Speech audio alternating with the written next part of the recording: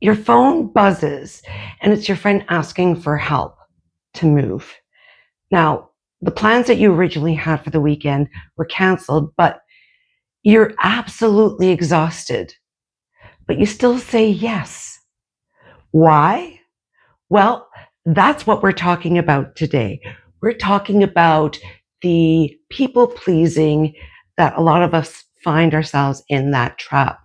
We're talking about what it looks like, and we're talking about ways to stop ruling your life with the people pleasing attitude and start living some of that life for yourself without taking away from your relationships that you currently have. Stay tuned with us and we'll get right to it.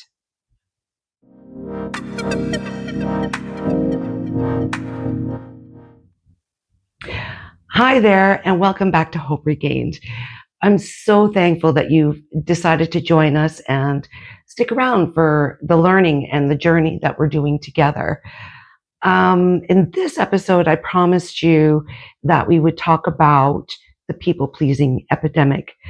A lot of us, and me included, find ourselves living in this people-pleasing way. And it's really difficult to get back out of it once we've lived our life that way. There's a lot of cost to it, to yourself. And we're going to start off by talking about the 5 hidden costs of people pleasing and what it takes away from in life. The first, number 1, is your energy bank is overdrawn. You are constantly running on empty, tired, finding it difficult to feel energized for your own life as you would have it. You find yourself that you say yes to everyone, which means that a lot of times you don't have enough time to have time for yourself or things that you want to do. So in essence, you're saying no to yourself this way. You're putting their needs first and ignoring your own. And I always say you can only be there for others when you can be there for yourself. So this is a big one for me. And then you feel exhausted living other people's lives and their priorities rather than your own. I know, and I can say that this was something that I did for years. And so I had to start researching and slowly put in the baby steps to get there.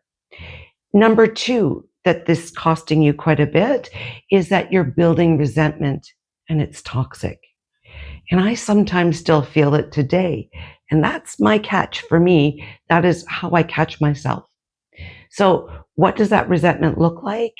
It's a bitter feeling when people expect your help, and they will come to expect it. And then that resentment can then poison your relationships with others. Good friendships, it builds up that resentment and it gets toxic in the relationship. And the internal thoughts and feelings that you start to have is, I do everything for everyone and nobody does anything for me. So if you recognize that, that's a cost that is happening to you. Cost number 3, you start to lose your identity. You wonder who you are when you're not saying yes to somebody else or helping someone, or your hobbies, dreams, and goals get pushed aside. For that matter, do you even know what they are at this point? You haven't had time to develop them.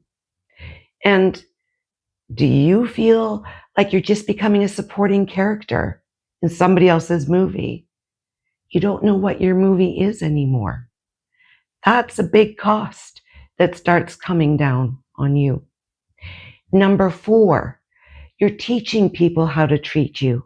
And yes, earlier when I said they expect you to help, it's because you're teaching them exactly that. People learn they can dump on you because you never say no. You never say, this is my limit, or it's not something I can do today. You become the go-to person for everybody's problems because they expect you to help. Or your boundaries become everybody else's suggestions. Why? because you haven't set your boundaries. You've allowed them, everybody else around you, to set them for you. And we have a whole episode on healthy boundaries. So that's something you can also reference back to. And last cost, number 5, is your self-worth is tied to other people's approvals. You get your validation from other people enjoying or approving of you because of what you've done for them. And that gets you into an addiction cycle for needing to people please. Once again, it's a vicious cycle. And what happens when somebody says no to you? It's deflating since you're always there for somebody else. So it takes the wind right out of your sails. So again, that self-worth of yours is tied to somebody else. And when you're building your worth from external sources, this is a spoiler alert for you, it doesn't work. It's not sustainable. You're relying on others for your own happiness and your satisfaction of life. And this is what Hope Regained is about, rediscovering your love for life. So that would be another cost to you. And that's a big one. And I know that was a big one for me, is that I always relied on the validation for everybody from everybody else. And it was taking away from what my happiness was.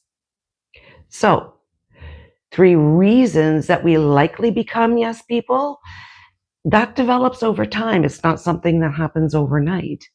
And the number 1 is a fear factor. We are afraid of conflict. They worry, or you worry, and I used to worry, will they get mad at me if I say no?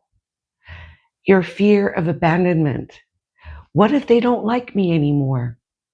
Well, if they're only hanging out for what you can do for them, is that a true friendship or relationship? I don't think so. But that is a fear that we develop, and that's why we start saying yes to everybody. And we also have a fear of being seen as selfish or mean, and that's not what it is at all. Again, that is a fear factor. We're afraid of somebody else's opinion, the outside force. Number 2 is conditioning. It starts when we're growing up. As we're growing up as a child, we worry about being good. And what does being good look like? We have family dynamics where love was tied and conditional as compliance. So in order for people to love us, we learned that we had to do what they asked.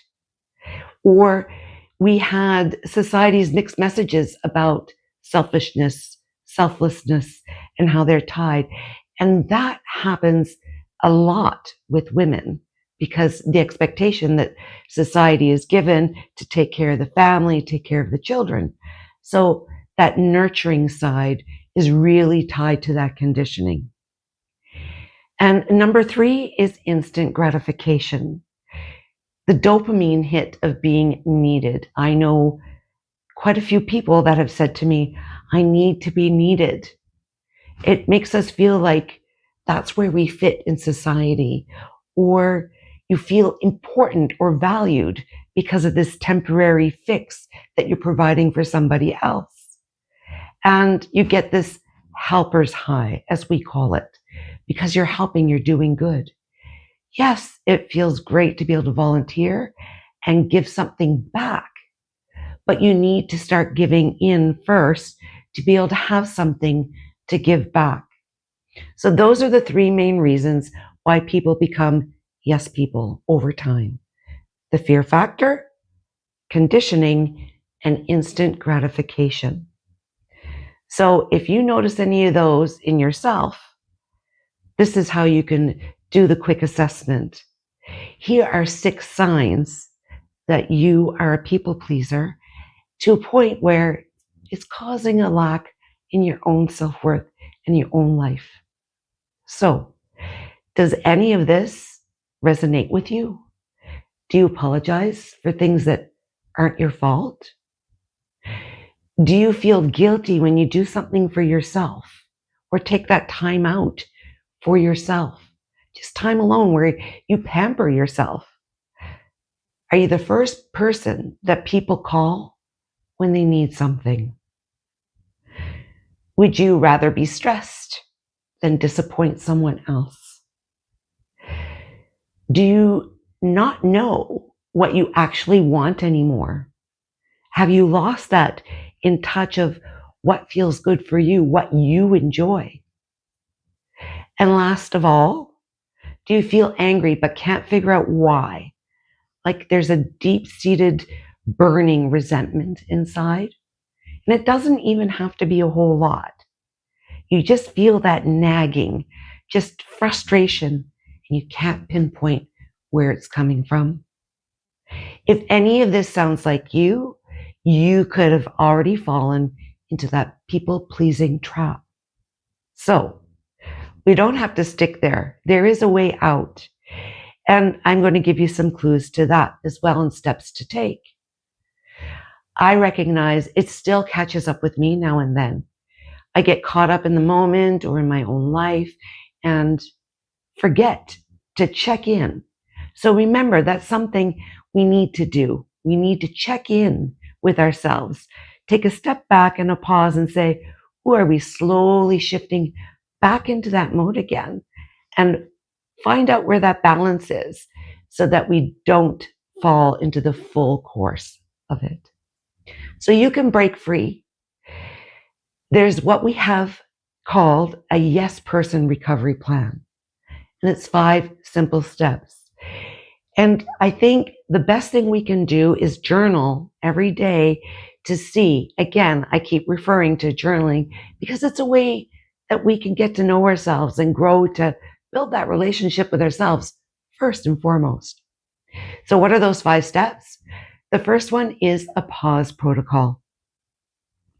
If somebody asks you something or asks you to do something, before responding right away, take a pause and say, I'll have to check my calendar and get back to you. It's just like the knee-jerk reaction when you're shopping and you're in the checkout aisle and there's those spur-of-the-moment items to buy. Well, it's the same thing. The knee-jerk reaction we have, if we've been a people pleaser, is the action is to say yes. But don't this time. Say, I'll have to check and get back to you. And that will give you a moment and a pause to check with yourself as to why you're saying yes and if you really want to. And once you've checked that out, we'll go through some other steps to learn how to say no. I know it's a challenge. It has been for me. Then, number 2 is do an energy audit for yourself. So you've taken the pause, you step back and you say, okay, list everything to myself. What have I said yes to and what have I said no to? It's good to see and check in just to see how much you're saying yes. And you've got to rate each one. What is something you really want to do? Yes. Or what can I say no to? What are my values and goals for this week or this day? What do I need to save time for myself for? And identify what really needs to be said no to. Really take that time. That's the audit that you need to make for yourself. Number 3, it's about boundary setting without guilt. This is tough. And again, I have a whole episode on healthy boundaries, why they're important, and so on and so forth. But setting them without guilt is another whole step. You want to start small.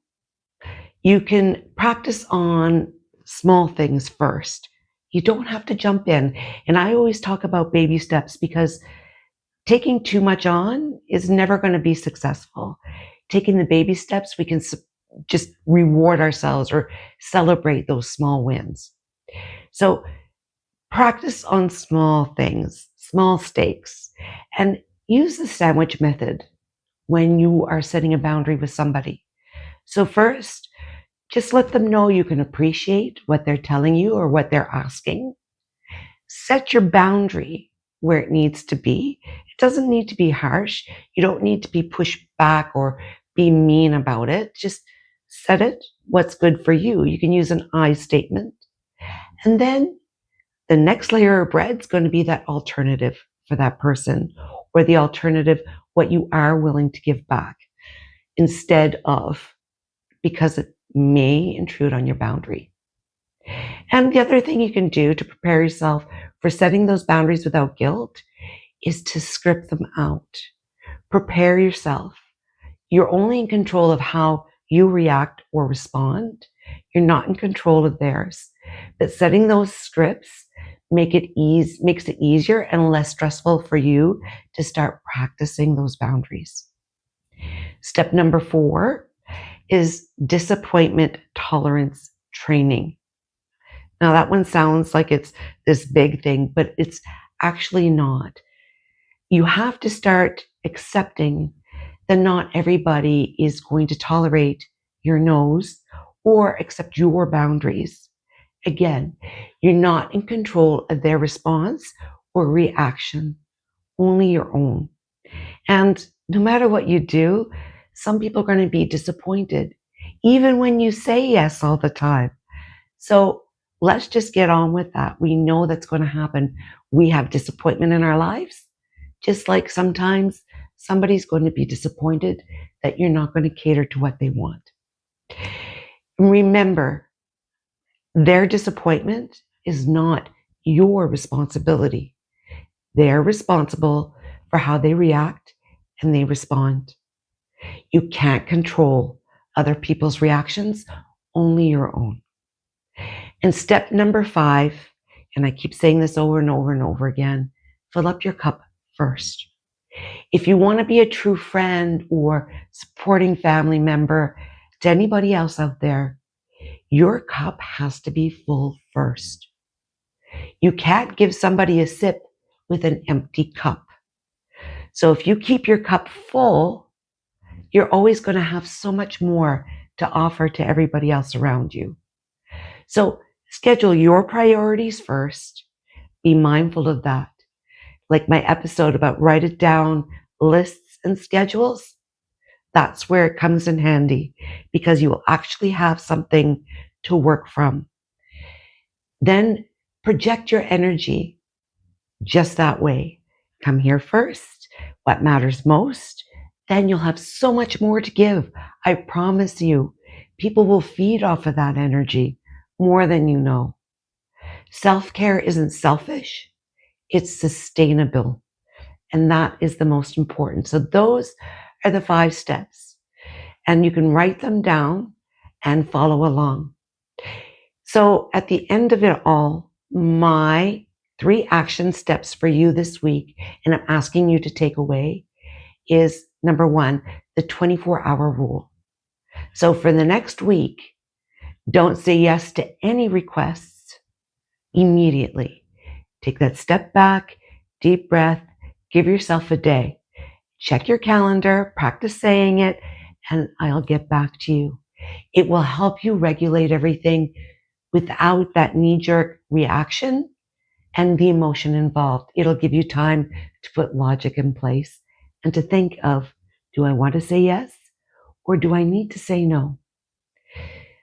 The 1 no challenge. So I'm giving you a challenge this week to at least say no once to somebody once this week. Practice it out. Write your script, whatever you need to do. And then let me know in the comments or by direct message, how did it go? Journal it. Write to yourself. How did it go? How did it make me feel? And now that I've noticed how it feels, how can I continue to work on it going forward? So journal to yourself and let me know. I would love to hear from you in the comments. This way we can share. Remember, this is a community we're building to get better at everything together and support each other. Let's build ourselves up. And the last action step for this week is the priority protection. So slate out 2 hours this week for something you want to do. just for you. Block it out in the calendar. If you block it out in the calendar, you'll be much more committed, just like you would booking an appointment for a doctor or for a work meeting or anything else. Block this time out for yourself. You're just as important. In fact, even more so. And treat it like it's the most important appointment you have this week. Because at the end of the day, you have to treat yourself with more importance than anybody else will. You're going to become your own best friend. This is a relationship we're working on together to build ourselves up. Don't let anybody else that's urgent step in front of yours. So those are 3 things that I'm asking for this week from you. I'm asking you to commit to you. So this is the time to say yes. So being everybody's yes person might be kind on the surface, but it's unsustainable. So in actuality, you're not giving them the best of you. You're not even giving the best of you to yourself. So let's start with filling yourself up first. Then you'll have much better quality to give to others rather than quantity. You're worth it. And you can be a caring, helpful person without being everybody's yes man or yes woman. So let's just remember that in our day to day. And for setting those boundaries, look at our past episode. You can find it on YouTube, Spotify, or you can even look on our website at www.hoperegain.com, where you can find all of our past episodes and additional resources. And I would love to hear from you. So we have a contact us page where you can message us privately, because some people feel much more comfortable than commenting in the public, which I understand. I get it. Not all of us want to share everything out there for everybody to see. You can find us on Instagram, Facebook, TikTok, and most of all, again, our webpage and YouTube and all our other podcast platforms, your favorite one. So please, we'd love to hear from you. And hopefully this journey that we're on together, because I'm still checking in with me while I'm going through all these reminders too. It helps me too. We love hearing from you. Have a great week. And if these steps help you, let us know with a like or subscribe. And if there's somebody else you think sharing this could help them, please do. Again, we're building a good, strong community to help each other. Let's work together. Have a great week.